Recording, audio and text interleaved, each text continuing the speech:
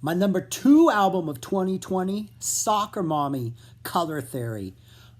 This was the album that took over once the shutdown happened and I was relegated to my couch for most of the year.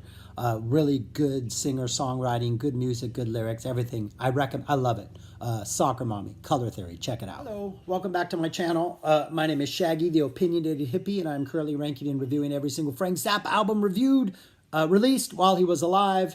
We are currently on number 43, Just Another Band from LA. This is a live document of a show in LA, UCLA, Poly Pavilion. If you're from LA, all of those things are like, I grew up in Los Angeles in the 70s, so this is an album that has a lot of references to growing up in LA in the 70s. There are 5 songs on here. One of them, Billy the Mountain, takes up all of side one. It's like close to 25 minutes long, and it is an edited version. And then the other side is 2 new songs and 2 old songs, one from Uncle Meat and one from Absolutely Free. So anyways, this is Flo and Eddie. And so the first side is a song called Billy the Mountain.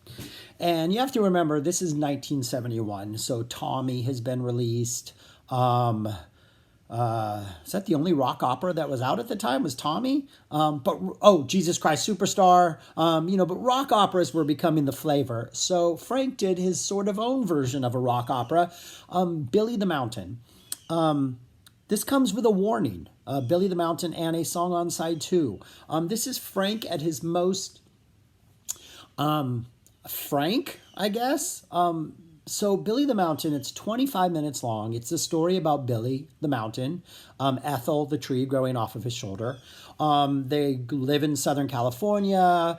Billy the Mountain gets his draft noticed. He's going to go to New York City. Some guy named Studebaker Hawk comes. There's all kinds of craziness that goes on. This is not as musically complex as Gregory Peccary was.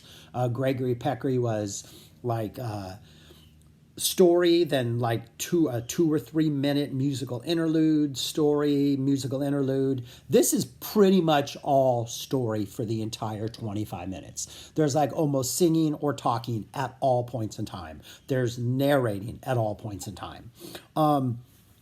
Flo and Eddie do the bulk of the work, with Frank doing some of the narrating also. And Flo and Eddie, while they were performing the song, whenever they would get to a city, they would research that city and find out the names of the local hot spots or the television news station, or, references that they could drop into it. Billy the Mountain is filled with a whole bunch of references to Southern California in the 70s. Enough references to make an entire video just detailing those references.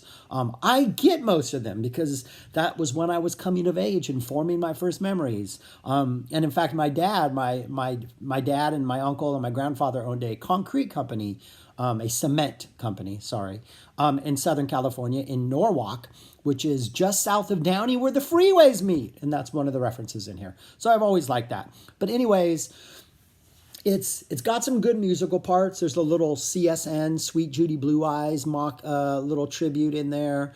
There are some good little musical sequences. The end of the song concerns a character named Studebaker Hawk. There was a guitar solo in this normally. You can hear a version of this guitar solo on the Carnegie Hall release that the ZFT did, which is another show from the Flo and Eddie era, from Carnegie Hall. This one does not have a guitar solo. Frank edited it out. But the Studebaker Hawk part of it, I wish Frank had pulled out and performed on its own as a song. It could have been a standalone number. I think it's got the best melody on this whole thing. It's got some great harmonies. It's kind of is how this ends. It's not the ultimate ending, but it's towards the end of this, and so it's a good way to wrap it up. But it's a 24-minute song that it takes some patience to listen to. It's funny at parts. Flo and Eddie are hilarious. I laugh sometimes, but it's something you have to be like, okay, I'm now going to sit down and listen to this. It's not really good background music, but every once in a while it's fun to put on. And I do like this version better than the Carnegie Hall version, even though Carnegie Hall does have an amazing guitar solo. The New York City reference, or the New York City references are not as intriguing as the LA references to me, and they may not be intriguing to anybody out there if you're not from LA in the '70s. So, anyways. That's Billy the Mountain, all of side one. Side two is 4 songs. Call Any Vegetable, the rock version of that. Great guitar solo. Flo and Eddie have a little bit of new parts in here, which are pretty funny.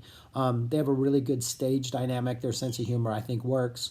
That's followed by a song called Eddie, Are You Kidding?, which is about this suit salesman who had commercials in the '70s in Southern California. It's a short little number. The Eddie, Are You Kidding? You can hear that referenced on Sofa, and You Can't Do That on Stage Volume 1. It's kind of a phrase that pops up over and over in the Flo and Eddie years, part of the conceptual continuity ever present in Frank. That's followed by a song you need to be prepared for, but a song I absolutely love, Magdalena. Magdalena is the name of a girl. She's a teenage daughter, and her dad has the hots for her. Yeah, he makes syrup up in Quebec, and for some reason, he is attracted to his teenage daughter. It's kind of like a follow-up to Brown Shoes Don't Make It. I like to make her do a nasty on the White House lawn. Well, this one, he wants to follow her down the hallway and pin her against the hall while her mother's off at the bridge club with the girls. It's kind of a disturbing song. I mean, it's essentially about incest and pedophilia. But the music is incredibly catchy. It's not promoting those things. It's just pretty much documenting those things. But the music is amazing. Howie has this part in it where he's allowed to like freestyle and improvise some lyrics. And that changed from show to show. He had certain standard phrases that he would use, but the ones here are just perfect. The flow is great. The music is great. It's just a great song. And then that goes into Dog Breath, a rock version of Dog Breath, with Flo and Eddie do a lot of singing, and there's a guitar solo in it, and it's a good way to end the album. It's a fun listen. I think Billy the Mountain is the most important statement that comes out of it, because Billy the Mountain is definitely a thing. It's an experience that you should hear at least once. And then side two, if you can look past the incredibly difficult lyrics of Magdalena, it's just a fun rock and roll album. Couple good guitar solos, energy is good, the band is great, Flo and Eddie are good. So yeah, that's it. Just Another Band from LA, my number 43 album. Check it out. Let me know what you think about it. I would love to hear people's thoughts on Billy the Mountain. If you've not heard Billy the Mountain and you decide to listen to it because of this, I really, really want to know what you think about that. Especially if you're not from Los Angeles, or if you're from like Europe or somewhere overseas, I really want to know what you think of that song, because that's Frank at his most like niche. Like you're really tracked in a really small audience right there with this one, Frank. And then thoughts on Magdalena. Share those. But that's it, man. Number 43. Check it out. Take care, you guys. Peace.